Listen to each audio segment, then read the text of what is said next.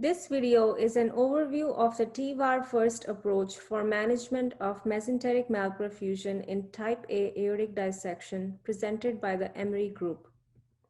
Here are our disclosures. Acute type A aortic dissection complicated by mesenteric malperfusion is rare but associated with high mortality, as high as 75%, and is an independent predictor of mortality in some series. Traditionally, this condition has been managed by proximal aortic repair involving ascending aorta or arch using hypothermic circulatory arrest, followed by an exploratory laparotomy to evaluate for ischemic bowel and possibly a bowel resection.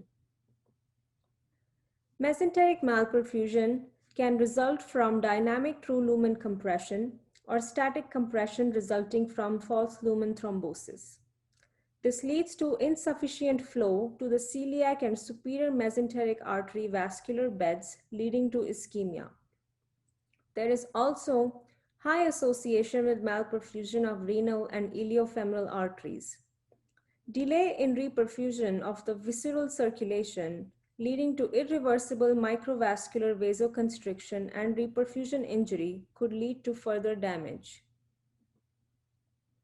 Diagnosis of mesenteric malperfusion can be challenging. Patients often have delayed presentation. They could have physical findings consistent with acute abdomen or have pain out of proportion to exam. Lab values could show elevated serum lactate, LFTs, coags, pancreatic enzymes. Finally, cross-sectional imaging would show true lumen and flow obstruction at the level of celiac or SMA.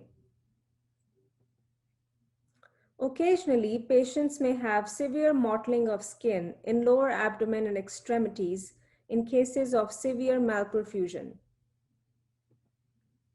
At Emory, we have devised a TVAR first approach to manage this highly lethal complication where we treat malperfusion before the aortic dissection. It involves 3 stages. Stage 1 involves TVAR deployment with or without branch vessel stenting to rapidly restore distal true lumen perfusion, along with avoiding ischemic insult from circulatory arrest. Stage 2 involves aggressive ICU resuscitation and stabilization. Stage 3 involves delayed proximal aortic reconstruction after 24 hours. Goal of TVAR in stage 1 is to stent open the true lumen and increase inflow to visceral segment. Primary tear is not covered. Approximately 10% oversizing is done based on the diameter of descending thoracic aorta, which is also the proximal landing zone. Distally, the stent can extend up to celiac artery. Branch vessel stenting may or may not be needed based on results.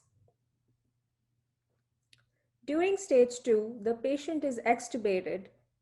Normotension with systolic blood pressure of 120 to 140 millimeters of mercury is maintained. Serial abdominal exams and aggressive fluid resuscitation is performed with goals to normalize lactate. 24 hours after TVAR, proximal aortic repair is performed as stage 3.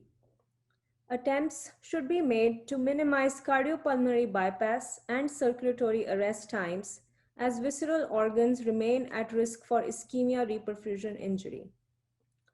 Hemiarch and root repair is performed as needed. Ultimately, the goal is to have an alive patient with normal renal function. This treatment algorithm is illustrated by a case presentation. A 53-year-old morbidly obese female presented to outside hospital with severe abdominal pain and right leg pain. She was transferred to Emory. On exam, she had tenderness to palpation in epigastrium along with a cool, pulseless right leg. She had pain out of proportion to the exam. She also had elevated creatinine and lactate. This is her CT scan.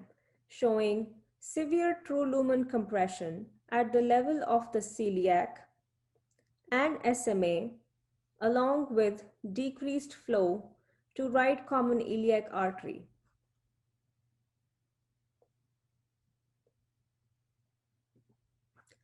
For stage 1, she was taken to hybrid room.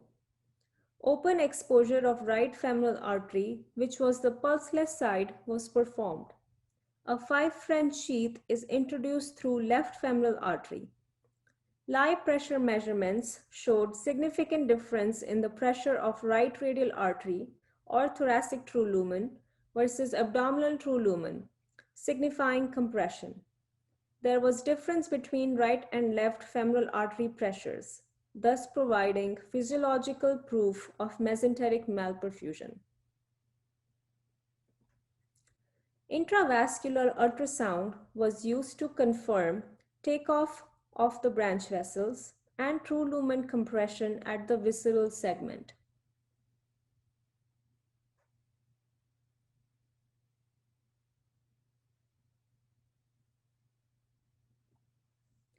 Angiography showed no perfusion in celiac and SMA arteries. Using angiographic guidance, TEVAR stent was deployed in descending thoracic aorta. Post-TEVAR angiogram showed robust visceral perfusion, but right renal malperfusion. This was appropriately treated with right renal angioplasty. Post-TEVAR IVUS showed resolution of visceral artery compression.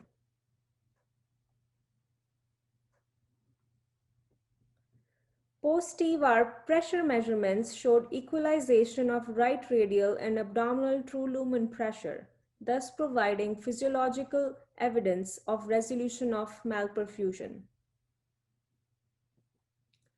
In stage 2, she was extubated. She was found to be neurologically intact. She was resuscitated with 6 liters of IV fluids and lactate levels were normalized.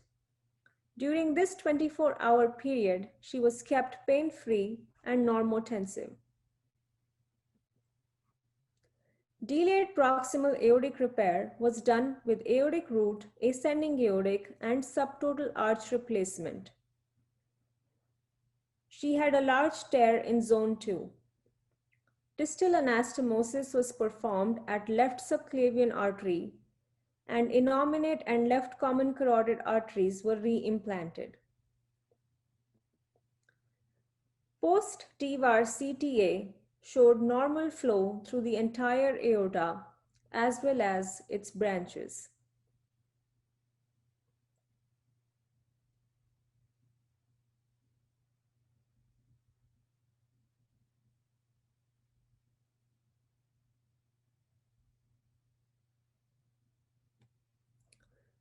This flowchart summarizes the Emery-TEVAR first treatment algorithm. All stable patients undergo 3 stages of treatment as previously described. All hemodynamic unstable patients are taken directly to OR for emergent proximal aortic repair along with antegrade TEVAR. Patients who showed persistent abdominal pain or lactic acidosis after TEVAR are taken for expiratory laparotomy with no subsequent aortic surgery. This approach provides the advantage of avoiding circulatory arrest to an already ischemic vascular bed. It can also be used as a bridge to decision making in patients who do not show any improvement in abdominal pain and lactic acidosis, who would not have otherwise tolerated proximal aortic repair. We have seen improved outcomes and mortality rates with this treatment approach.